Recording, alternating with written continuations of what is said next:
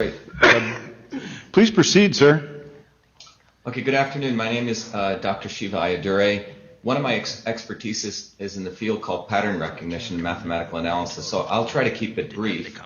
But the objectives of this study were pretty focused to essentially perform an initial analysis on Maricopa County and to identify any anomalies and to provide an explanation for those anomalies. So that's what this today's discussion is focused on.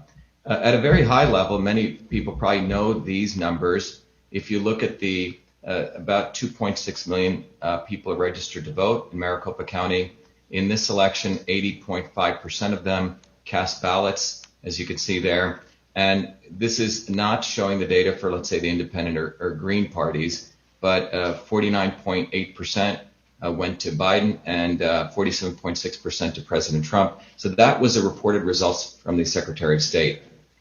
The other important thing to note is that just to get it, one of the important features that you can look at in a election is a distribution of votes by party affiliation. So in this case, there was 35.3% of Republicans who voted, 31.3% of Democrats, 32.3% of independents, a small percentage of libertarians.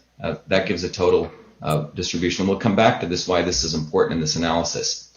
So what I want to first begin by having people put their attention on this chart. What this is we're literally taking all the data provided by the Secretary of State across the 743 precincts in Maricopa County, and we're literally recreating the election. And there are two curves here.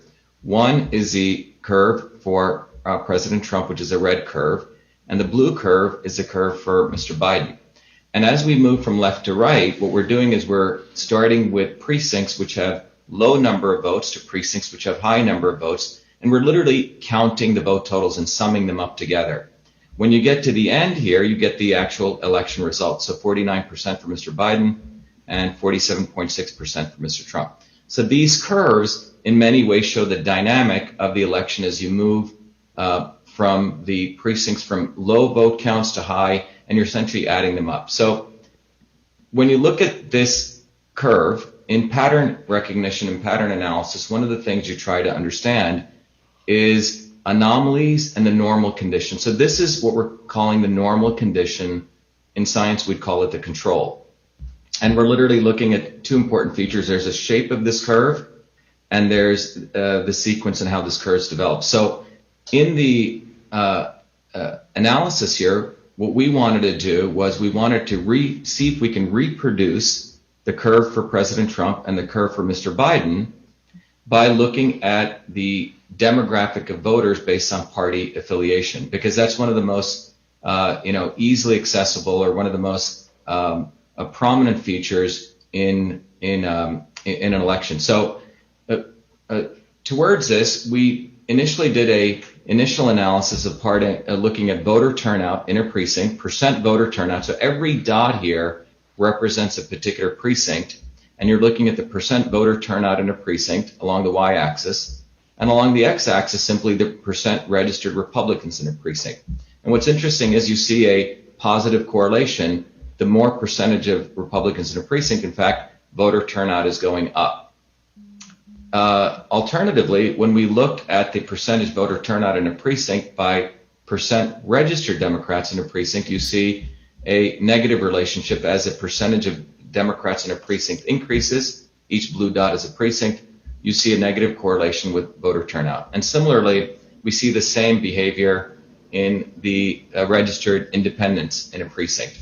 Voter turnout, and you see the negative correlation. So in summary, for Republicans, where the percent turnout positively correlates with percentage registered Republicans in a precincts, for Democrats and independents, the percent turnout negatively correlates with percent registered Democrats and percent registered independents in precincts. So that's just giving you the feature of what was taking place in Maricopa County.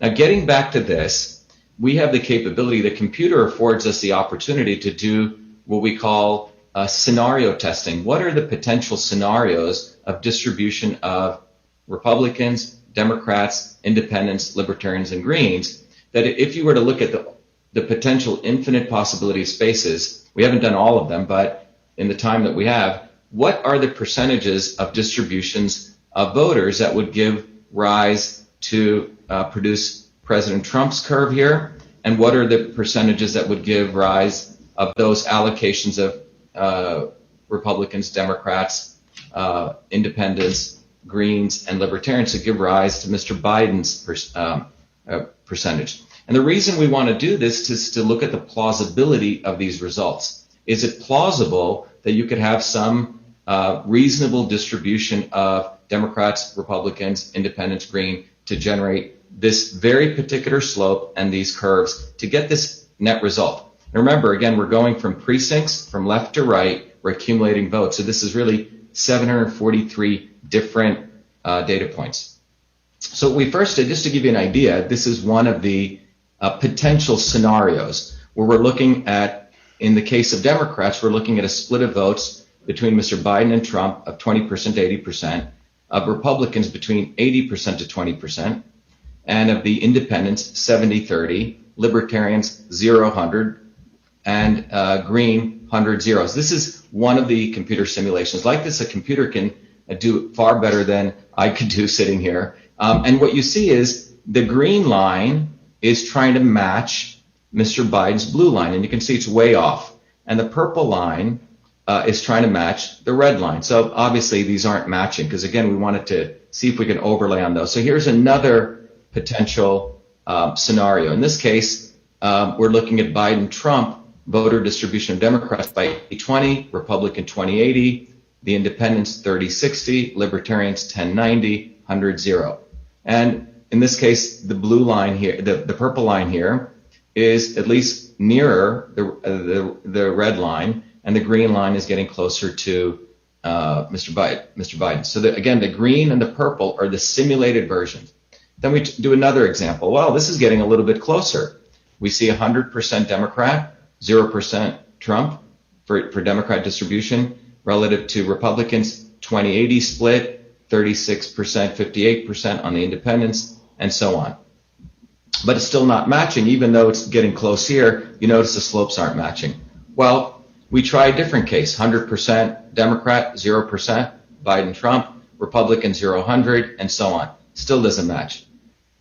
This iteration process, again, with the computer was done, and the only one that we were able to come close to matching was this. And I want everyone to look at this carefully.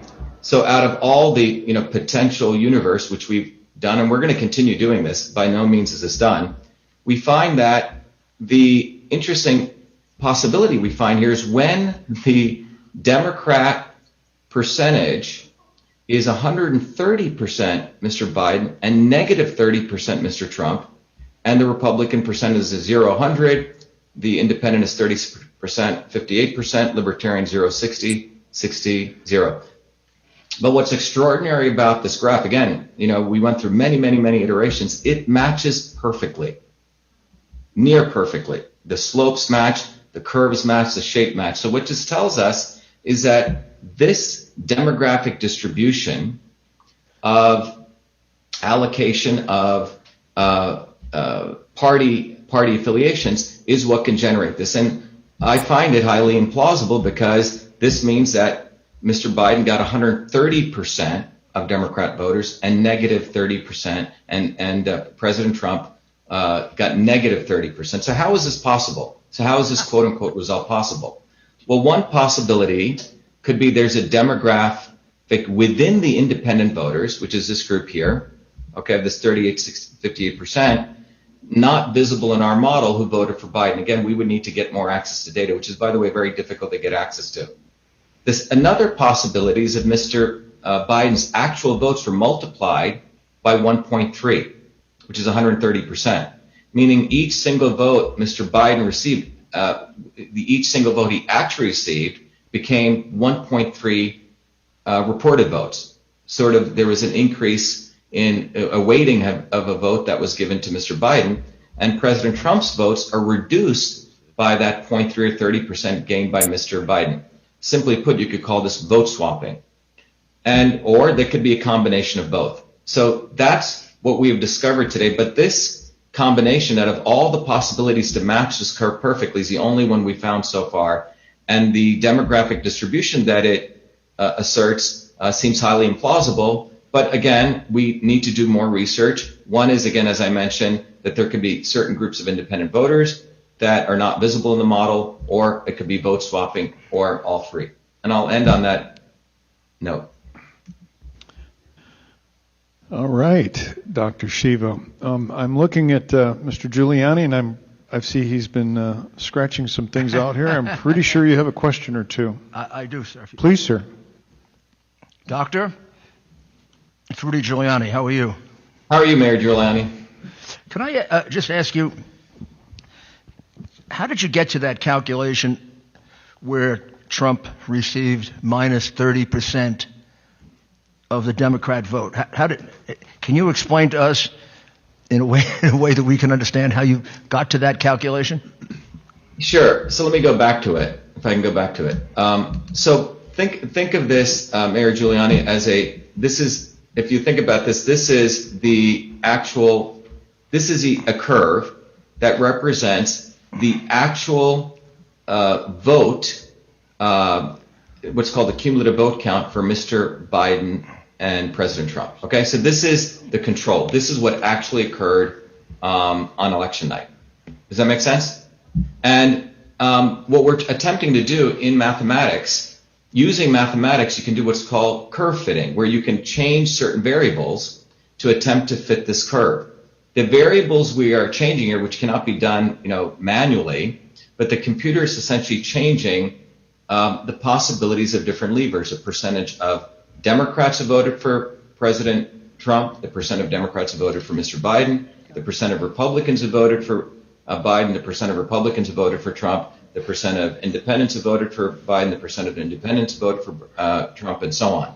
So it's a solving where, remember in algebra where you could multiply variables by different equations, and you're trying to match this curve. So the computer is doing this, Mayor Giuliani, and so that's why I'm showing you these different possibilities. Now there's hundreds of thousands that the computer is running through to figure out what possible, as you can see here, what possible combination of these would lead to this. And the only one we were able to find was this. I hope that explains it. We're looking at the computer trying to find combinations of these vote allocations that could perfectly reproduce this result. So a vote for Biden would actually be 1 1/3 vote. Is that correct? Yeah, 1 3/10, right. So 1 3/10. So when Biden got one vote, 1 3/10, and a vote for Trump would be 1. A vote for Trump would be whatever the president got, if he got 100 votes, reduced by 30% of what Mr. Biden got. Basically, the president's vote is linked to the vote that Mr. Biden got. So if Biden got 100 votes and his went up by 1.3, which means it took 30% of the votes were reduced that would go to President Trump. So basically, votes are being eaten from President Trump and handed over to Mr. Biden. That's the only way to one possibility of explaining. Did you discuss this at all with Colonel Waldron? I received a text message from this earlier, and in preparation for this, I wasn't able to get to him, but I'm willing to discuss that with him. Well, he reached a very similar conclusion in a different way, that the votes for Biden were valued within the computer algorithm as higher than the votes for Trump. Could you accomplish that within a computer that you had gotten control of? Well, one of the important things to recognize is that what we do know is, starting in 2002, Mayor Giuliani, that these voting vendors, it was brought out in one of the Diebold manuals, have a feature called the weighted race feature. The weighted race feature, it's a documented feature. And the weighted race feature basically says that the feature in the software, which the secretaries of state have certified, knowingly or maybe unconsciously, but they must have certified these electronic voting system software, has a feature called the weighted race feature, which allows a voter's vote to be or a candidate's votes to be multiplied. So what that means is the central principle Justice Earl Warren ruled on in 1964, one person, one vote, or clarified that, can be violated. It can be one person, not one vote. And that is one explanation of this. But the important feature I think people in the public need to understand is these software systems, the electronic voting software systems, have a documented feature called a weighted race feature. So the implementation of this is very possible. In fact, it's a documented feature starting as early as 2002. Is there any reason for that? Any legitimate reason? Don't you want to count every? Don't you want to count every vote as one? Every vote should be counted as one vote. But the fact that a weighted race feature exists should be of serious concern to all of America, because it basically means that all of us have been going. We're going back to Dred Scott, where it means that all of us, in some ways, the ubiquity of unfairness, where at that time it was 3/5 of a vote, where we could all become, 1/3 of a vote. In this case, the people who voted for President Trump approximately were becoming 7/10 of a vote. Do you know if the Dominion machines have that weighted vote feature? As I understand, they do have this feature. And remember, the more important thing to also understand is our votes are stored not as whole integer numbers, but as decimal fractions, which means when you get a vote, if a candidate gets 100 votes, it's not stored as 100, it's 100.0215, which is also quite alarming, which means if the fact that the votes are stored as decimal fractions means you could have external programs intersect, communicate with those programs and alter them using external software programs, which could also do weighted race features. But the important element here is that there's documented features of the weighted race feature as early as 2002, and our votes are stored as decimal numbers. Would I be overly simplistic if I concluded the only reason you would want a machine with a weighted vote feature is in order to cheat? It's enabling cheating. It's an enabling of one person, not one vote. I mean, this is not a poll. That's what the feature enables. This is not a poll. This is an absolute vote. And the only reason to have that feature would be if you're going to distort the vote. Exactly. Wow. Do you know what a Monte Carlo is? Excuse me, Mayor Giuliani? Did you do a Monte Carlo where you can do millions of possibilities in a minute to find a good match? Yes, so that's what this is doing. There are many different techniques. The solver technique here, there are many different numerical methods, but essentially it's doing one of those kinds of approaches to find that fit. Exactly. And that's how you arrived at the one that you felt was the closest? Yes.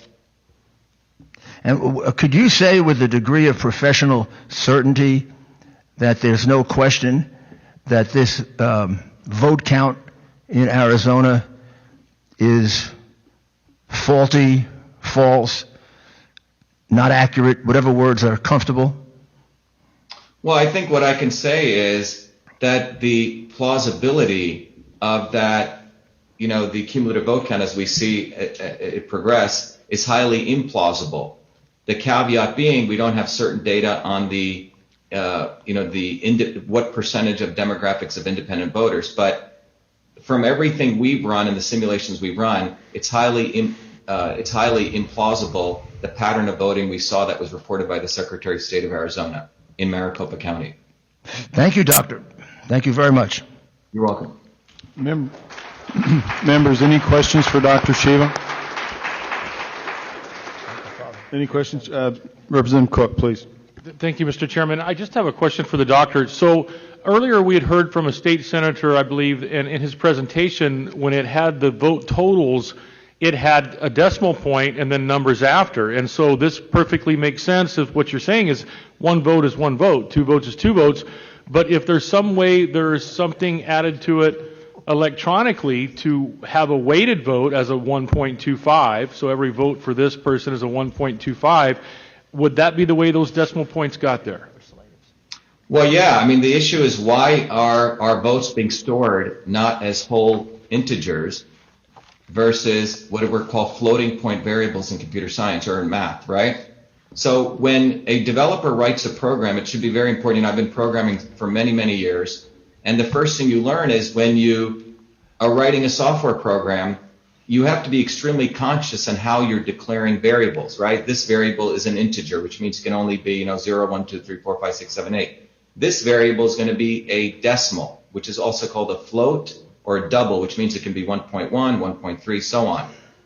So the fact that the vote count is stored as a decimal, to me, when I first learned about this in my own Senate race here in Massachusetts, was quite disconcerting, because this means that consciously people are putting into the software a capability to have fractional voting. And that's what this leads to. And why is there such a feature or capability, and why are our votes even being stored as fractions or decimals? And I think this is probably the central question of our time, probably going back to, the 3/5 compromise of 1787. Do we have one person, one vote, or do we have one person, not one vote? And in the era of electronic software systems, I think the courts need to step in and re-clarify one person, one vote, going back to 1964, the Equal Protection Clause of the United States Constitution. Mr. Chairman. Okay, ladies and gentlemen, we got a lot of ground to cover here, so I appreciate your passion, but can we just keep the applause to let's wait until we're done. Senator Borelli, you have a question? Yes, thank you, Mr. Chairman. Well, I'm not surprised. It's pretty much the modus operandi of the Democrat history anyway, to have a poll tax and actually tax the Republican to that vote goes to a Democrat. So that's what they did. They took that 30% or 0.3, whatever, tax the Republican vote and send it over to the Democrats. So I'm not surprised that the Democrats would want to tax the vote. Mr. Chairman. Okay. Members, any other questions? I wasn't finished. I'm sorry? I wasn't finished, Mr. Chairman. Oh, I'm sorry. Please proceed, Mr. Cook. I thought you were done. Thank you. I just wanted to finish up with what we're going to talk about. So now that we understand with the two witnesses that we've heard here today, how those decimal points gets in there, and Doctor's done a wonderful job. The question I have, Mr. Chairman, is when did you find this information about where the lines transected? At what point in time were you made aware of it? That's the first part of the question. And the second part of the question is, who have you made aware of this? Have you made the Secretary of State of Arizona aware of this, or the Governor's Office or Attorney General's aware of this? Or has it just been the privileged information of the Trump team until now, just about the state of Arizona, so we keep it short? No, this was discovered about 24 hours to 48 hours ago. You're the first ones to actually see these graphs presented today. Thank you. Thank you, Mr. Chairman, for your time. Yeah. Representative Townsend. Thank you, Mr. Chair. I just have a quick question built off of a comment. Sidney Powell had mentioned some conflicts of interest with Dominion and these systems. She had said, her words were, governors and secretaries of states and other politicians have a vested interest in this system. I read from last year an article where Nancy Pelosi's former chief of staff sat on the board of a lobbying firm that represents Dominion. If what you're telling us is true, and there is some kind of interest by certain politicians to invest in this kind of a system, and I find it ironic that today is Cyber Monday and we're talking about this type of issue. Have you looked at that, of any kind of a nefarious background when you're looking at these weighted votes? Do you have any indication or any suspicion, or is this just a mistake or a fluke in data? Does this lend to her claim that there might be some nefarious motives behind the system? It's a very, very good question you bring up. Let me give you from my own actual experience in this. I ran for U.S. Senate in the Republican primary in Massachusetts. And I was deeply shocked when I found out that this weighted race feature existed. And pursuant to that, we issued FOIAs to actually get access to some very important data, which helps us connect to validate whether the weighted race feature was on. And that is called the ballot images the cast vote records, and it's called the list vote records. Now, what are those things? When you put a ballot into a machine, a paper ballot, and that machine is scanned, that machine creates what's called an image, a photograph. And when tabulation takes place, guess what's tabulated? Not the paper. In the electronic voting machines, the actual images. Does that make sense? So the images are tabulated. So when you get a result, if you want to validate the integrity of that result, the output, we must have access to the ballot images, and because the ballot images are used to generate the cast vote records and the list vote records, which are the actual counts of votes that were gotten. So when, in Massachusetts, for example, I applied for a FOIA to get this, the Secretaries of State of Massachusetts, and I believe this may be true in many Secretaries of State across the country, they responded back to me saying they deleted the ballot images. In fact, they destroy them, that they don't have to save them by state law. And it is my understanding, pursuant to USC 20701 and 20702, for federal elections, those ballot images must be saved in order to validate the integrity of the election. Well, in my case, when I started sharing this on Twitter on September 25th, the Secretary of State of Massachusetts contacted Twitter and shut me down for 21 days left in my election. And what came out in testimony in Massachusetts with a federal judge here was that the Secretary of State of Massachusetts has a special partnership with Twitter where they were able to brand what I was sharing, that ballot images were destroyed, as election misinformation.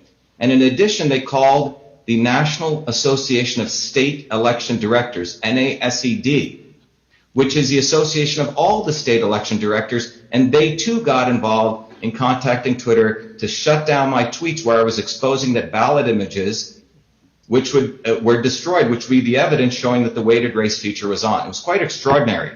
Well, the NASED is the group of all state election directors. So why was my tweet, when Twitter had not shut me off when I was talking about election fraud, but the state of Massachusetts Secretary of State and the state election directors found it threatening, because what I was essentially stating was that the state election directors of a number of these states are concealing the actual evidence which directly correlates which can expose whether weighted race feature was on.